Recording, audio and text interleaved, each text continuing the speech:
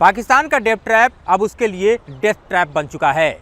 यह हम नहीं बल्कि पाकिस्तान के प्रधानमंत्री शहबाज शरीफ खुद कह रहे हैं। इस वक्त पाकिस्तान पर सबसे बड़ा दबाव चीन के बिजली कंपनियों का है और तकरीबन 550 अरब रुपए पाकिस्तान की सरकार को पाकिस्तान की चीन कंपनियों को चुकाना है। इस बीच इसी हफ्ते पाकिस्तान के प्रधानमंत्री शहबाज शरीफ चीन दौरे पर भागे जा रहे हैं। नमस्कार, मैं हूं मधुरेंद्र कुमार और आप देख रहे हैं मेरे साथ रणनीति। और आज हम रणनीति में आपको बतलाने वाले हैं कि किस तरह से बर्बादी और बदहाली के कगार पर खड़ा पाकिस्तान इस वक्त एक तरफ जहां चीन के दबाव को झेल रहा है, वहीं दूसरी तरफ अमेरिका की भी एक टीम पाकिस्तान की ज़मीन पर पहुंच चुकी है। कई एग्रीमेंट्स जो पाकिस्तान और अमेरिका के बीच हैं उनको दरअसल अमली जामा पहनाने के लिए। तो किस तरह से पाकिस्तान दरअसल चीन और अमेरिका जैसे दो सुपर पावर के बीच फंसा हुआ है, इस पर हम चर्चा करेंगे। साथ ही आपको बतलाएंगे कि पाकिस्तान के डेथ ट्रैप का मतलब क्या है, क्यों पाकिस्तान के प्रधानमंत्री डेथ ट्रैप की बात कर रहे हैं, जबकि काफ़ी मान मनोबल और मिल्लत के बाद हम देखें तो IMF ने अपनी तीसरी किस्त लगभग 1.1 बिलियन डॉलर की पाकिस्तान के लिए रिलीज़ कर दिया है। लेकिन जिस तरह से अप्रत्याशित महंगाई की मार पाकिस्तान इस वक्त झेल रहा है, जिस तरह से उसके खजाने में इस वक्त देखें तो डॉलर नाम की चीज़ नहीं बची, यानी विदेशी मुद्रा भंडार नहीं बचा। ऐसी स्थिति में पाकिस्तान कैसे सर्वाइव कर पाएगा, इसे लेकर सबसे बड़ा सवाल इस वक्त पाकिस्तान के नवनिर्वाचित सरकार के सामने है, जिसकी तपिश शहबाज शरीफ झेल रहे हैं, संसद से लेकर सड़क तक और यहाँ तक कि विदेशी प्लेटफॉर्म पर। क्योंकि संसद की बात करें तो वहाँ पर आप देखिए तो फजलुर रहमान का बयान काफ़ी मायने रखता है कि भारत और पाकिस्तान दोनों ही देश एक साथ आज़ाद हुए और भारत इस वक्त दुनिया की महाशक्ति बन रहा है और पाकिस्तान कटोरा लेकर भीख मांगता हुआ नजर आ रहा है। तो अपने आप में इससे ज़्यादा बेइज्जती पाकिस्तान की कुछ नहीं हो सकती, जिस हालात से इस वक्त पाकिस्तान की सरकार जूझ रही है। इस बीच हम आपको बतलाएं कि पाकिस्तान जो कि चौतरफा घिरा हुआ है, भारत के साथ अगर पाकिस्तान के संबंधों की बात करें तो पाकिस्तान ने अभी तक भारत के खिलाफ अपने जो आतंकी नीति है उसको नहीं छोड़ा है। ये और बात है कि दोनों ही देशों के बीच सीज फायर के तकरीबन 3 साल गुजर चुके हैं।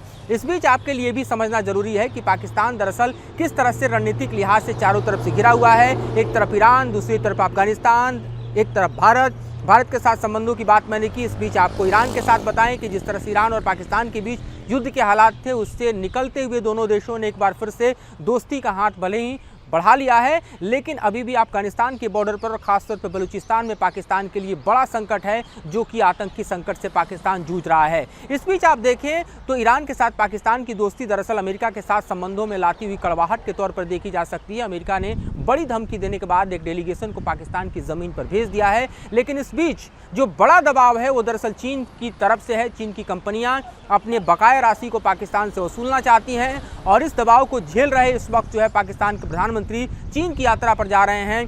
बहुत कोशिशों के बाद दरअसल उनकी यात्रा मुकम्मल होती हुई नजर आ रही है, क्योंकि इससे पहले देखें तो पिछले महीने भी शहबाज शरीफ कोशिश कर रहे थे कि शी जिनपिंग उनको समय दे, लेकिन जिनपिंग उनको समय नहीं दे पा रहे थे।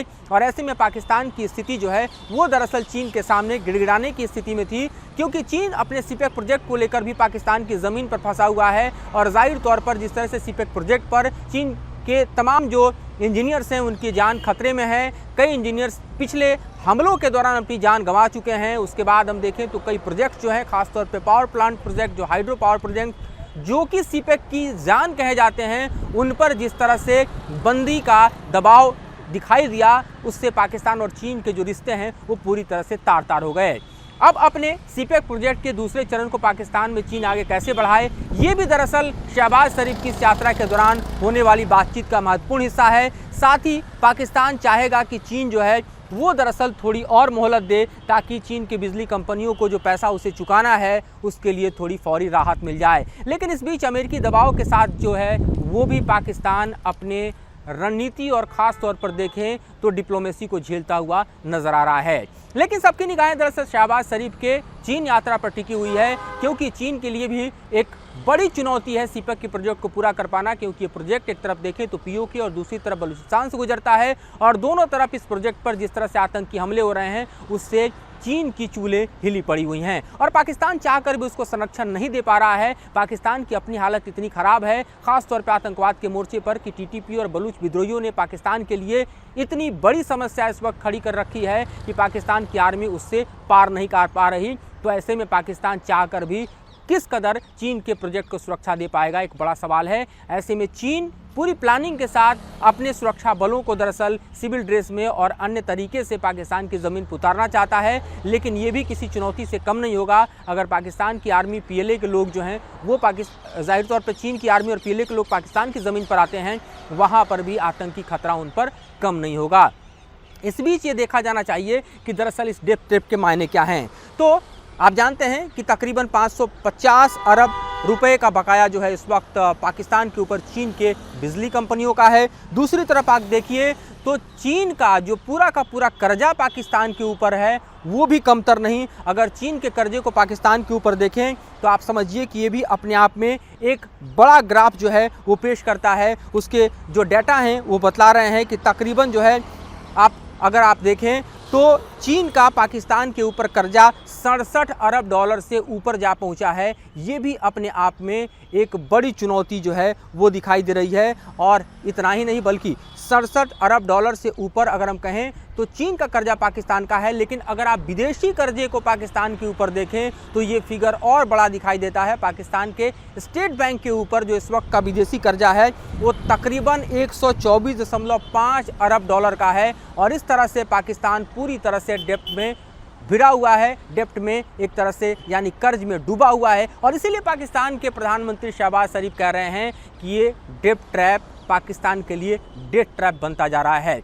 वहीं अगर आप मुद्रास्फीति की बात करें, इन्फ्लेशन की बात करें, तो पाकिस्तान में एशिया का सबसे बड़ा इन्फ्लेशन का रेट दिखाई देता है। और उसके लिहाज से आप देखिए तो भले ही IMF लोन दे रहा हो, भले ही बेल आउट मिल रहा हो, तब भी पाकिस्तान की अर्थव्यवस्था उभरती नज़र नहीं आ रही। लगभग 48% का इन्फ्लेशन रेट इस वक्त पाकिस्तान में चल रहा है, जो अपने आप में अप्रत्याशित है और बतलाने के लिए काफ़ी है कि पाकिस्तान की माली हालत क्या है। और इसके नतीजे दरअसल पाकिस्तान के आम लोगों पर कैसे पड़ रहे हैं, इसका अंदाज़ा आप सिर्फ इस बात से लगा सकते हैं। पाकिस्तान में इस वक्त जो है आटे का भाव तकरीबन आप समझिए कि 800 रुपये, तकरीबन 800 रुपये 10 kg का जा पहुंचा है। भारत में आप देखिए तो रुपया जो एक तरह से आटा है वो लगभग 25 से 27 रुपये है। पाकिस्तान में देखिए तो 80 रुपये से ज़्यादा है। एक रोटी की कीमत आप देखिए तो पाकिस्तान में 25 रुपये हो चुके हैं। तो आप समझ सकते हैं कि किस तरह से इन्फ्लेशन के दबाव में पाकिस्तान की जनता जूझ रही है। और उससे निपटने के लिए पाकिस्तान की मौजूदा सरकार के सामने कोई स्ट्रेटजी नहीं है। और इसीलिए शहबाज शरीफ रोते गिड़गिड़ाते हुए जब रियाद पहुँचे और वहाँ पर उन्होंने WEF की स्पेशल मीटिंग में इस बात को कहा कि पाकिस्तान के लिए डेथ ट्रैप बन चुका है, ये डेथ ट्रैप। तो किसी को आश्चर्य नहीं हुआ, क्योंकि ये वाकई हकीकत है। चाहे रियाद में कटोरा लेके पहुंचे शहबाज शरीफ, या चीन के सामने पहुंचे, या अमेरिका के सामने गिड़गिड़ाएं, या IMF से गिड़गिड़ाने के लिए हमने देखा कि उसके MD के साथ अलग से बातचीत करके उन्होंने स्पेशल रिक्वेस्ट किया था कि 3rd किस्त जो है IMF रिलीज़ करे। तो ये इस वक्त की हालत है, ये इस वक्त की स्थिति है पाकिस्तान की, जिससे पाकिस्तान जूझ रहा है। और ऐसे में पाकिस्तान के पास दरअसल कोई रोड मैप नहीं है कि अपनी अर्थव्यवस्था को ठीक कैसे करे।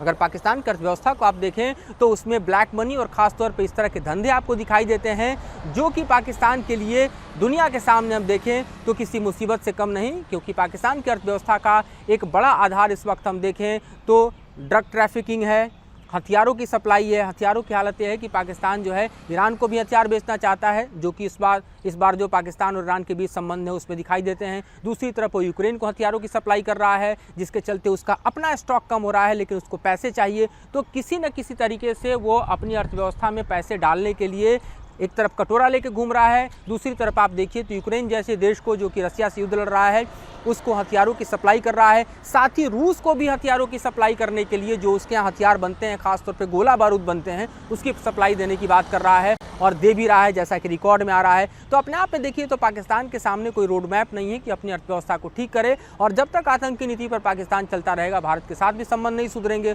और जाहिर है भारत की तरफ से जो है ट्रेड रिलेशंस फिर से बहाल नहीं होंगे। यानी एक और धक्का जो भारत ने दरअसल पाकिस्तान के ऊपर दिया है, उसमें भी किसी तरह का सुधार नहीं होगा। तो फिलहाल पाकिस्तान की स्थिति पर इतना ही। आगे और विश्लेषण लेकर आएंगे और बताएंगे कि पड़ोसी मुल्क पाकिस्तान की हालत क्या है और वहाँ क्या हो रहा है। फिलहाल मुझे और मेरे सहयोगी तुलराज को दीजिए इजाज़त।